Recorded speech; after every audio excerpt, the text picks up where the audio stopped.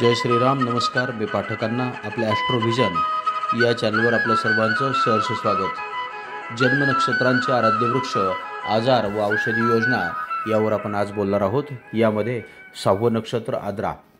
घशाचे विकार, कानाचे विकार, लघवीचा त्रास, मानसिक विकार, डोळ्यांची जळजळ, धनुर्वात, झोपेची तक्रार इत्यादी विकार संभवतात.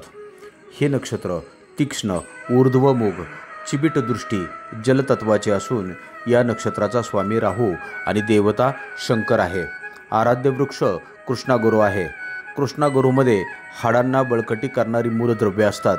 हे लाकूड जाळल्यावर त्याचा धुपासारखा सुगंध येतो. पाण्यात टिकणारे लाकूड असल्याने ते बोटीसाठी वापरतात. पीडा दूर होण्यासाठी या आराध्य वृक्षाची 15 दिवस पूजा करावी.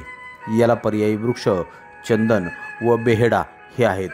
वरील पर्यायी वृक्षांपैकी ज्याची जमेल त्याची पूजा करावी. आद्रा हे अशुभ आहे. पहिले 5 दिवसात आजारीपणात फार अशुभ जातील. हे 3 पंधरवडे टिकतील. या नक्षत्रावर उत्पन्न झालेल्या आजारात रोग्यास थोडासा धोका असतो.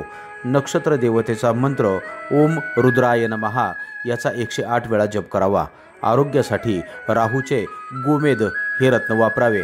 पूजा काळ संपल्यावर शनिवारी व बुधवारी काळी लोकर आजारी माणसावर उतरून अग्नीत टाकावी असं शास्त्रविधान आहे.